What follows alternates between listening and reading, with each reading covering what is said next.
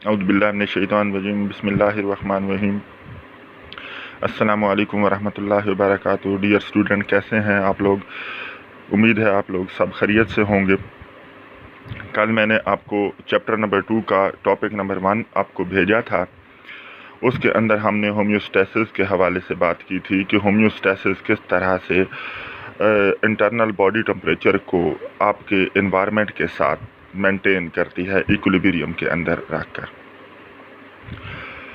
तो कल मैंने आपके साथ बात की थी कि मैं आपको कल का लेक्चर भेजूंगा जो टॉपिक नंबर 2 है हमारे पास, ठीक है, चैप्टर नंबर 2 का होम्योस्टैसिस। उसके अंदर हम प्लांट्स की बात करेंगे कि प्लांट किस तरह से अपने इंटरनल बॉडी टेम्परेचर को या इंटरनल बॉडी कंडीशंस को किस तरह से एनवायरनमेंट के साथ मेंटेन करता है। अगर बात की जाए प्लांट्स के अंदर की, तो प्लांट्स आपके पास दो तरह के काम बैक वक्त का रहा होता है। एक तो वो सेलुलर रेस्पिरेशन का रहा होता है और साथ फोटोसिंथेसिस। एक टाइम बाय टाइम वो एक दूसरे के साथ इकट्ठे मिल के चलते रहते हैं। अब दूसरी बात ये की जाए कि होम्योस्टैसिस प्लांट के अंदर किस तरह से मेंटेन होता है। याद रखिए कि प्लांट भी एक लिविंग ऑर्गेनिज्म है और इनकी बॉडी की इंटरनल कंडीशन को भी मेंटेन करने के लिए इन्होंने इन्वायरमेंट के एबायोटिक फैक्टर के अंदर भी उन पे डिपेंड करना होता है। एबायोटिक फैक्टर मुख्तलिफ किस्म के होते हैं, जिस तरह से टम्परेचर हो गया, ह्यूमिडिटी हो गई, लाइट की इंटेंसिटी हो गई। इस तरह की मुख्तलिफ कंडीशन पर जब प्लांट मुकम्मल तौर पर इन्हिसार करना शुरू कर देता है और अपने आप को उस हवाले से उस इन्वायरमेंट के अंदर ढाल लेता है, तो उसको हम कहते हैं कि एक प्लांट ने अपनी होम्योस्टैसिस के प्रोसेस को मुकम्मल कर लिया है। सबसे पहले चलते हैं इस टॉपिक की जानिब, होम्योस्टैसिस इन प्लांट।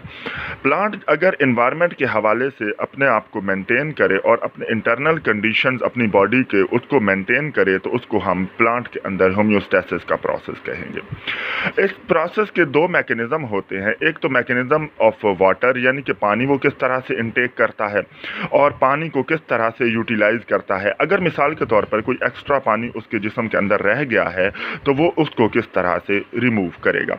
और मुख्तलिफ किस्म के केमिकल्स भी होते हैं। केमिकल्स कौन कौन से होंगे? इसके अंदर कोई ना कोई मेटाबॉलिक एक्टिविटीज़ हो रही होती हैं, यानी कि कोई चीज़ अगर वाफिर मिकदार के अंदर बनती है तो कहा जाता है आम रूटीन के अंदर भी कि ज़्यादातर जो चीज़ अपनी जो मिकदार से बहुत ही ज़्यादा हो तो वो भी एक चीज़ को नुकसान देती है।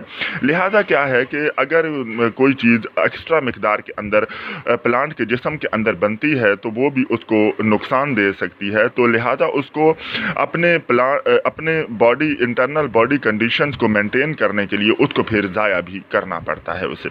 तो लिहाजा ये होम्योस्टैसिस जो है, इसके अंदर पानी यूटिलाइज भी होता है और साथ रिमूव भी होता है, जबकि मुख्तलिफ किस्म के केमिकल्स जो हैं वो भी यूटिलाइज होते हैं और साथ साथ जो है वो रिमूव भी हो जाते हैं। अगर हम वाटर के साथ बात करें और डिफरेंट टाइप के केमिकल्स की बात करें तो सबसे पहले हमारे पास removal of oxygen and carbon dioxide. अब हमारे जहन में एक क्वेश्चन आता है कि ऑक्सीजन तो एज अ बाय प्रोडक्ट के तौर पे आपके पास बनती है फोटोसिंथेसिस के अंदर, जबकि कार्बन डाइऑक्साइड फोटोसिंथेसिस का प्रोसेस चलाने और ग्लूकोज को बनाने के काम आती है। तो फिर इसकी रिमूवल क्यों ज़रूरी है? अब देखें कि डे टाइम के अंदर जब कार्बन डाइऑक्साइड मुकम्मल तौर पर इस्तेमाल हो जाती है फोटोसिंथेसिस के अंदर, तो उसके रिस्पॉन्ड के अंदर क्या होता है कि ऑक्सीजन आपके पास प्रोड्यूस होती है। सिमिलर इन द प्रोसेस के अगर एक वक्त के अंदर प्लांट फोटोसिंथेसिस कर रहा है तो दूसरे वक्त के अंदर वो अपनी बॉडी के एनर्जी बनाने के लिए सेलुलर रेस्पिरेशन भी कर रहा होगा।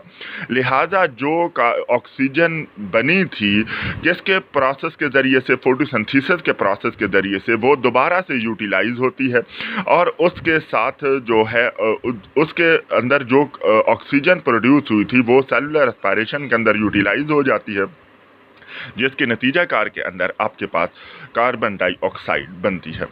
अब देखें कि दोनों प्रोसेस जब सिमिलर चल रहे हैं, एक चीज़ बन रही है और वही चीज़ दूसरे प्रोसेस के अंदर इस्तेमाल होकर और वो पहली चीज़ आपके पास कार्बन डाइऑक्साइड दोबारा बना रही है।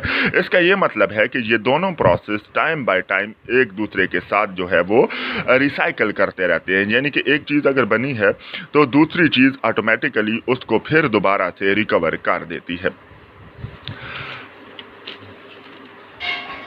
अब आगे चलें तो कि ये तो था आपके पास डे टाइम के हवाले से कि कार्बन डाइऑक्साइड और ऑक्सीजन जो है वो यूटिलाइज होती है तो आपके पास ग्लूकोज बनता है। लेकिन अगर नाइट टाइम हो तो उस वक्त कार्बन डाइऑक्साइड तो यूटिलाइज नहीं हो रही होती। क्यों? वजह क्या होती है कि वहाँ पर स्टोमेटा मुकम्मल तौर पर बंद होता है।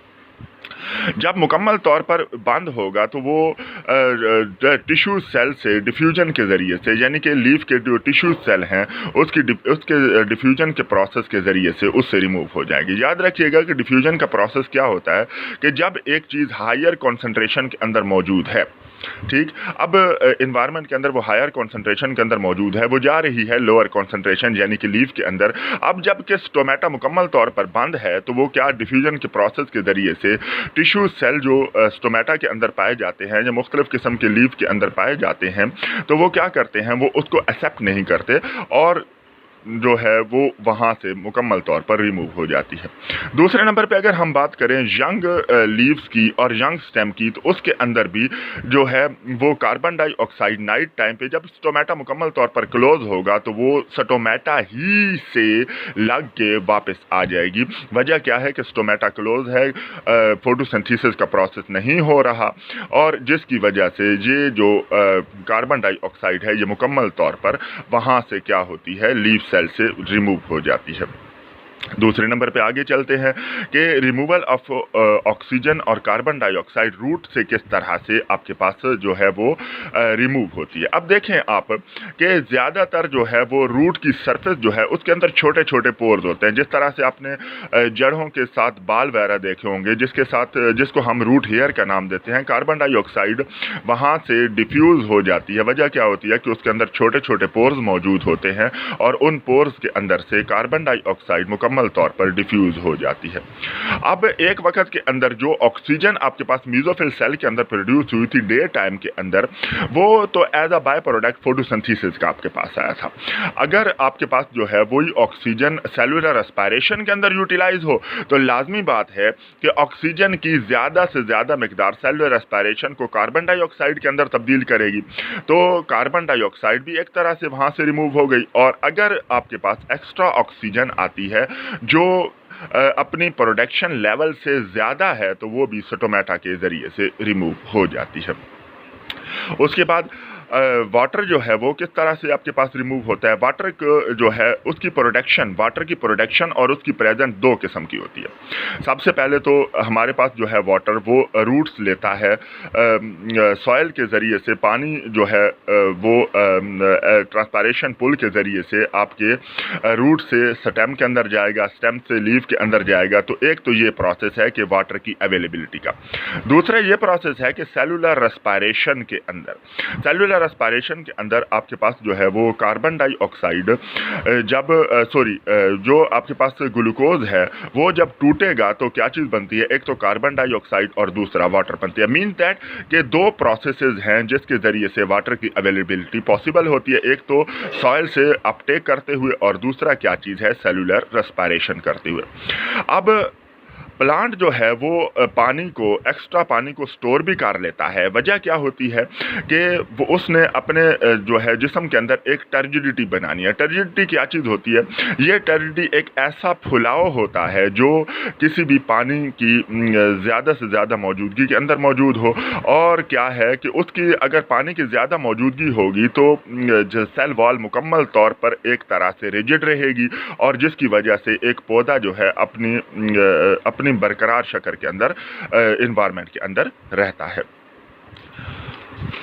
आगे चलें तो आगे अगर हमारे पास एक्स्ट्रा वाटर जो है वो कहाँ से रिमूव होता है, प्लांट से, through by the process called as transpiration. अब ट्रांसपायरेशन क्या चीज़ होती है कि लीफ के अंदर से छोटे छोटे पोर्स होते हैं, स्टेम के अंदर छोटे छोटे पोर्स होते हैं। जिस तरह से आपने गौर से देखा होगा कि कभी कभार ऐसा भी होता है कि स्टेम के अंदर से जो है छोटे छोटे पोर्स हों, वहाँ से पानी जैसा जो है वो लिक्विड बाहर की जानिब बह रहा होता है।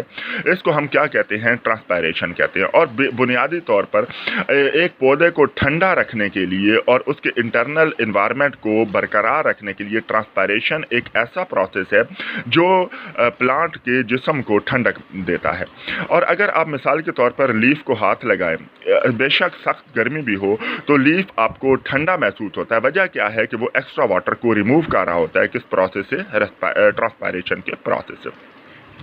अब अगर रात का वक्त होगा तो ट्रांसपायरेशन नहीं हो रही। वजह क्या है कि ट्रांसपायरेशन का अमल हमेशा स्टोमेटा की ओपनिंग पे डिपेंड करता है। अगर स्टोमेटा मुकम्मल तौर पर क्लोज होगा तो आपकी नाइट टाइम के अंदर कोई भी ट्रांसपायरेशन नहीं हो रही होगी। और दूसरे नंबर पे अगर मिसाल के तौर पे पानी के कंटेंट सॉइल के अंदर बहुत ही ज़्यादा है तो वो एक्स्ट्रा वाटर को जो है वो ज़ाया नहीं करेगा, बल्कि क्या करेगा, जाइलम टिश्यूज़ के अंदर उसको स्टोर कर लेगा। अब बात ये है कि यहाँ पर तो हमने बात की थी कि वो ट्रांसपायरेशन के ज़रिए से पानी को रिमूव कर देता है। यहाँ पे हम बात कर रहे हैं कि अगर हाई कंटेंट हो तो वो जाइलम टिश्यूज़ के अंदर उसको स्टोर कर लेगा। इन दोनों पॉइंटों में बुनियादी फ़र्क क्या है? बुनियादी फ़र्क ये है कि अगर मिसाल के तौर पर आपके पास टोटल 100% जो है वो पानी मौजूद है, ठीक, अब ये इनटेक के तौर पे आपके पास आ रहा है, उसके अंदर से क्या चीज़ है, एक प्लांट को तकरीबन 70% पानी के इस्तेमाल करने की इजाज़त है। अब देखें कि 70% के अंदर से अगर पानी यहाँ पर 80% भी चला जाता है तो तकरीबन जो है वो 10% आपके पास जो है वो रेस्पायरेशन के ज़रिए से होगा। अगर मिसाल के तौर पे जो पानी बाकी बचता है वो जाइलम टिश्यूज़ के अंदर ज़रूरी होगा। वजह क्या है कि हम पिछले सफ़े के अंदर पढ़ चुके हैं कि जो है ये टर्जिडिटी देता है। टर्जिडिटी देने का बुनियादी मकसद ही यही है कि जब पानी का कंटेंट ज़्यादा होगा तो लाजमी बात है एक तरह से आपके पास टर्जिडिटी भी आएगी, और दूसरे वक्त के अंदर अगर एक्स्ट्रा पानी है तो वो जाइलम टिश्यूज़ के अंदर भी उसको स्टोर कर लेगा। वजह क्या है कि उसने एक्सटर्नल इन्वायरमेंट के साथ अपने जिस्म के अंदर के इन्वायरमेंट को मेंटेन करना है। जैसा कि आप जानते हैं कि पानी एक बुनियादी तौर पर थर्मल स्टेबलाइज़र है, इसी वजह से थर्मल स्टेबलाइज़र होने के नाते ये जाइलम टिश्यूज़ के अंदर जब स्टोर होगा तो ये किसी भी पौधे को बहुत ही हैरिश कंडीशन के अंदर या सख्त इन्वायरमेंट के अंदर भी उसको आसानी से सरवाइव करवा लेगा। आज का हमारे टॉपिक ये था। आज के हमारे टॉपिक के अंदर की बुनियादी समरी ये है कि आज हमने प्लांट के हवाले से पढ़ा कि कार्बन डाइऑक्साइड और वाटर किस तरह से वो रिमूव करते हैं, और साथ जो है हमने ये चीज़ भी पढ़ी कि ट्रांसपायरेशन का प्रोसेस क्या चीज़ होता है, किस तरह से पानी जो है वो जाइलम टिश्यूज़ के अंदर किस तरह से स्टोर होता है, टर्जिडिटी किस तरह से देता है, और ट्रांसपायरेशन रात के वक्त जो है जब स्टोमेटा मुकम्मल तौर पर क्लोज होता है तो आपके पास जो है वो ट्रांसपायरेशन अगर नहीं हो रही होती, स्टोमेटा का क्या रोल था उसके अंदर, ये सारी चीज़ें आज हमने पढ़ी। उम्मीद है आपको ये लेक्चर पसंद आया होगा, और अगर इसके हवाले से कोई क्वेश्चन है तो अपने कमेंट्स के अंदर लाजमी भेजिएगा कि आपको अगर किसी पॉइंट के अंदर कोई समझ नहीं आई तो मैं दोबारा जो है इस पॉइंट को क्लैरिफाई कर दूंगा। अपनी छुट्टियां भी एंजॉय कीजिए और अपनी पढ़ाई पर भी तवज्जो दीजिए। अल्लाह आप पर आसानियाँ फरमाए और आपको आसानियाँ बांटने का शर्फ अता फरमाए। फ़ी अमानिल्लाह।